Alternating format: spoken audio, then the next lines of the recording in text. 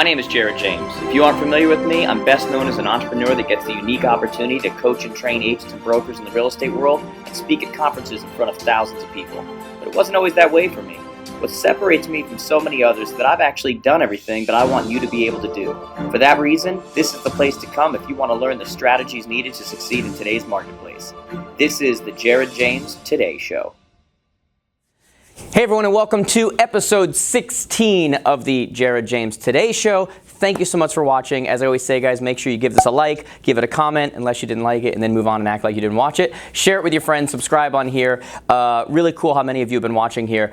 Today what I want to talk about, and it's really timely, really this would fit for any time of the year, but especially right now as we head into the spring market and there's low inventory and everyone wants listings because listings are where the power is. Listings are how you can get more listing leads, more buyer leads. These things are FSBOs, okay? FSBO. What we call fastest and shortest business opportunity, okay? Now, for a lot of you, you're listening to me and you're kind of surprised that I'm talking about this because I'm kind of the new school guy and I believe that the internet is changing things and how the industry is reacting and everything is changing. But the truth of the matter is what really differentiates me from so many people that you listen to is that I'm not ideological, and that's what I need you to understand. All I care about is what works. And so yes, we believe in the internet and these other things. We still believe in referrals. We still believe in, but I also believe in FSBOs, and I believe in them because they work when done correctly. And that's what we're going to talk about today. The reason why I really want to get in depth on this is that so many people across North America and beyond have been taught for years and years how to get FSBOs, how to list FSBOs, how to get for sale by owners, but they've been taught the wrong way. They've been taught to lie to people right off the bat, and you're going to see what I mean in a second, how that works. So, for a long time, I've been quoting that 83% of all of these people who list their home for sale by owner end up selling with a realtor, and yet NAR came out with a new study in October of 2016 that showed that now 89% of all people who put their house on the market through a for sale by owner are now using the assistance of a real estate professional. So if 89% are doing that, there's still a huge chunk of people who are trying to do it on their own, especially with the internet. And the question is, why do they do it? We know why. It's the exact same in every single scenario. It's because they don't want to pay the commission, or they need a certain amount of money to get into the next thing, or they need whatever it happens to be. And yet we know that on average, a house that is listed through a for sale by owner, opposed to being on the MLS with a realtor, gets 20% less, but you don't really have the context to be able to say that to them in the beginning, so it's not something that's going to work for you, but we know that. So the very thing that they're doing, that they're hoping to get a better price, a lower commission, a lower whatever, is exactly what doesn't happen in the end. And so it's actually in their benefit to work with us. But how do you get them to work with you? Here's what you're going to do. First things first, you can go to forsalebyowner.com, FSBO.com, any of these places. They've got their names, they've got their numbers, they've got anything you want to do so that you can reach out to them. Now, when you're reaching out to them, first thing you want to do is you want to start with a little pattern disrupt and say, is this the owner of the home for sale? And they're going to be, yeah, it's going to catch them off guard a little bit. You're going to tell them who you are and start asking questions about their property. Where in every single scenario are they going to go next? You know what's coming. They're going to say in almost every single situation, do you have a buyer? Because this is where they always go. Do you have a buyer? Do you have a buyer? Now, what we've been taught for years and years to say is, yes, I have a buyer. And why do we say that? Because when we say yes, now we think that we have something they want. But the problem is, how would you have a buyer for a property that you've never seen? How is that even feasible? How do you have a buyer for something you've never seen? And so they know, and they already view you, by the way, in many cases, like some kind of car salesman where can't let them off the lot, otherwise I won't get the sale. And you're starting off with a lie. They know you're lying because you've never seen your property. And even though now 89% of them are going to use a realtor, it's not going to be you because your relationship started out on a lie. And so here's what you're going to do. You're going to call them up. You're going to start asking the questions. They're going to say, do you have a buyer for my property? They're probably going to be very quick, very, abrupt, whatever it happens to be. And you're going to say, I might, but I don't know without seeing it. Very simple. It's impossible for me to know without actually seeing your property. In their head, they're going to register that and go, that kind of makes some sense, okay? Start asking them some more questions. And then ultimately, what we're really trying to do with them is we're trying to get to two different places. We're trying to ask them two different things. Number one, we want to find out what the price is. Now, we've already seen online what the price is, right? I mean, if it's on FSBO.com or these places, we've seen the price. But this is what's called a setup. If you've been watching my videos, you know that I say all the time, the quality of your answers will always be determined by the quality of the questions you ask, and this is no different than that. Because what you're going to do right now is almost like a ninja, you're going to start taking apart their whole belief system for why they put it on the market slowly but surely. And so you're going to say something at some point like, can you tell me real quick, what do you have it listed for? What they're probably going to quip back at you is say something like, isn't it on the site you found it? And what that did was set you up to come back and go, yeah, but you can't believe every price that you see online. Have you ever gotten a Zestimate? And you're going to laugh. And because they just got to know you, they're going to laugh a little too. But in their head, they're going to be thinking, crap, Zestimates aren't accurate. That's exactly how I priced my property. And that's what's called a setup. And the reason they'll agree with you is because people, when they're brand new to each other, when a relationship is brand new, they just agree with each other because it's awkward to not do so. Like, have you ever had someone you just met and you start to talk to them and you find out that, like, politically they're crazy? Like, I'm not talking you have this opinion, I'm talking like they are off the crazy boat. And you're listening to them and you're just like, what is wrong with this person? But you also find yourself as they're talking going, yeah, yeah, yeah. Because it would be uncomfortable at that point to disagree with them. You don't have it like that yet. And so you're going to leverage that same thing in the idea that they've probably priced their property off of some online estimate, something where nobody actually saw the property. It's impossible to come up with a value without that. And now you're going to come in and go, when you ask that question, hey, what's the price? They're going to go, isn't it on the site you found it on? Yeah, but you can't believe every price you find online. Haven't you ever gotten a Zestimate? And you're going to plant that little bomb, which now starts to blow up their whole theory of why they came up with the price and whatever. But we're slowly going to get this done, okay? Now, you're going to start talking to them. You're at some point going to try to get into the property. But how you get into the property to see if it's good for some of your buyers is a little different, okay? If you've watched our video on the phrases to use, one of those phrases now, we're going to pull it from our toolbox and we're going to insert it here, okay? And so we're not just going to say, hey, can I come over to your house and take a look at your property? Because at this, they're probably going to be like, I'm not really sure, but I do want you to see it because you might have buyers, and there's going to be a little bit of a hesitation. When people talk to a salesperson, do they want to say yes or no? They want to say no. It feels right to say no. We don't like to say yes.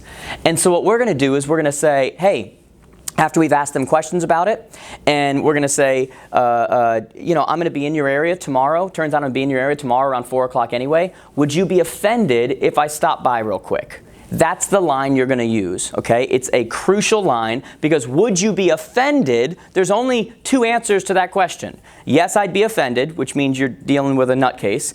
Or no, I wouldn't be offended, but their no, which they wanted to say, equals a yes for you. So those are the two things you want to know. You want to know the price so that you can set them up for that. And then you also want to know if you can get in to see it. Another crucial point too is when you say to them in the beginning and they say, do you have a buyer? You don't want to just say, no, I don't yet. You want to say, I don't know without actually seeing it, but as an expert in my area, I pride myself on knowing all the inventory, and that includes your property. And what that does is that opens you up to talk about all the buyers you work with and how you have to know everything available and how you try to be their best option by knowing things whether they're currently listed on the MLS or not and all these other discussions that come out. And what it does for them is it builds up their trust. And it builds up the fact that you're a professional. And it starts to separate you from everyone else who's calling them going, yes, I have a buyer. How do you have a buyer? How do you know that? You just don't. Now, when you set the appointment, because in most cases they're going to allow you to come in as long as it's going to be quick, you're going to come in, take a look at it, see if it fits your buyers, because they want to sell their house, period, okay? When you now come in to look at that property, is there any point in that process when you're walking through that house that you're going to try to close them? No. Not unless they bring it up, okay? Unless they are kind of at the point where, remember, 89% of these people now are going to use the assistance of a real estate person, okay? And so there's a chance you may be walking through and they're tired of trying to sell it themselves and they're over this, or one of the people in the marriage wants to sell with a realtor, the other one doesn't, and now you start, there's a chance that that stuff happens. But overall, if you're doing this right, You're catching people right in the beginning. They still have hope that they're going to sell on their own. They're probably not, but there's a chance, okay? So you're going to go through and your only goal is to build rapport. Yes, you want to check the property out. Yes, you're looking for your buyers. Yes, you're, looking at it and seeing how it fits and all of this kind of stuff. But really all you're trying to do is build rapport. You want them to like you, to trust you, to get to know you, to feel comfortable with you, to build context with you. Because right now, in most cases, they're not a low-hanging fruit, meaning they're not ready to list with a real estate person yet. They will be, but not yet. And we can't act like some teenage boy trying to close on the first date when we walk in there, because in most cases, it's not going to happen.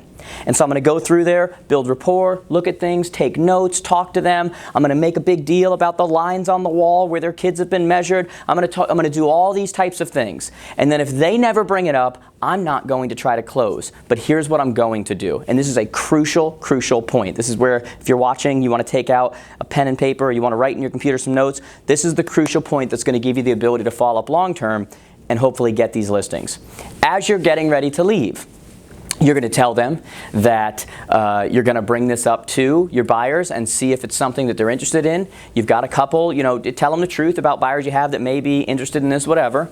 And then you're going to say to them, by the way, even if I don't have buyers for this place and you do end up selling on your own, which is what you're trying to do, it is in your best benefit to know the competition that comes on the market that other potential buyers are looking at when they make an offer on your property. It's going to help you in negotiations. It's going to help you. It's in your best benefit to know the competition. Many times I hear about things before you do.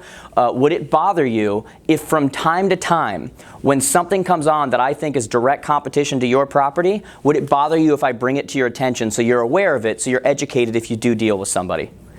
There is no real seller in their right mind that's going to say no to that question. Because they're thinking, hey, you're not even trying to sell me. You're not even trying to, but you're going to let me know when competition comes on that I need to know about. So if somebody comes in here and they want to, great, let me know. What did they just give you permission to do? They just gave you permission to follow up on a regular basis because you're going to provide value, value, value. Completely different way of doing this. And then what are you going to do? If you really don't have a buyer for that property, what you're going to do now is on a regular basis, every week, you're going to put a little reminder. If you have a CRM like you should, you're going to have a reminder that pops up. If not, you can put it in your calendar and have it pop up every single week. When you look at what we teach our students from the hour of power and the things they're doing for an hour to 4 hours a day of following up and creating business, this now joins the ranks of that. It goes in line, and this is something they're doing on a regular basis that pops up and reminds them. And what you're going to do is every single week, you are going to look for something that came on the market that in some way is similar to their property because it gives you an excuse to contact them and contact them with value. And now when you're contacting them and you're not trying to sell them, still you're not trying to sell them, and you're going, hey, just want to let you know this property over here at 123 Main Street just came on. It's got one more bedroom than yours, square footage a little bit less, but it's got this, it's got that, it's whatever. People may be looking at this when they're looking at yours, and you're simply giving them value. Here's what's going to happen. If we know that 89% of them now are going to end up selling through a real estate person, not doing it on their own, even though 100% of them think that they're going to do it on their own, almost 90%, 9 out of 10 are going to sell through a realtor. What you don't want to do is what we've been taught for years, which is to eliminate ourselves as one of those potential realtors when we reach out and lie to them right off the bat. What we do want to do is by giving them value on a regular basis, every single week, here's another thing for you, here's another thing for you. When they finally break down, like almost 90% of them do, 89% of them actually do, when they finally break down and say, you know what, I'm just going to use a realtor. When you've been giving them value every single week, you've been talking to them every single week, you've been in contact with them, now you have context, now they get to know you, now they start asking you questions, now they start, guess who just became an option to sell their property? But it's called playing the longer game, knowing that it's probably going to take a few months, knowing that it's probably, okay, now, if you're watching this, understand that that still means that 11% of those people are still going to be able to sell on their own. So don't start this tactic, start this strategy, have one of them be able to sell and go, oh, this doesn't work, let's move on to the next thing. That will never work in your real estate business. It's about consistency with following the right things. And I'm telling you guys, we have thousands of students. This works. We get people who post in we have a Facebook group, Jared James Coaching on Facebook, where people post all the time the strategies and stuff they're doing and how they're getting listings. And it's super inspiring, right? But it works. This is another part of your strategy that you need to be following, because especially heading into spring right now, there's a lot of potential listings that are going to be coming up. And the only question is whether you're going to be the person that they're listing with. All right, guys, so if you enjoyed this, give it a thumbs up, leave a comment, make sure you subscribe, share it with somebody that needs it, guys. As always, make sure to go to connectwithjared.com. Send me a message on Facebook or Instagram or Snapchat or Twitter, or any of those places, guys. Can't wait. Thanks so much for watching. Talk to you soon. Hey there, you, and I am talking to you in particular, person that made it to the end of my video. It means the world to me. But if you made it to the end, I'm hoping that you'll take a second and subscribe right here. Make sure you share that with all your friends, by the way. They're in real estate, sales, entrepreneurial, whatever it happens to be. By the way, if you're looking for a speaker for your upcoming event, click right here to get some more information. And as usual, if you have a question you want me to personally respond, just connect on social. You can click right over here and see all the platforms I'm on. I hope to hear from you soon. Have a great one.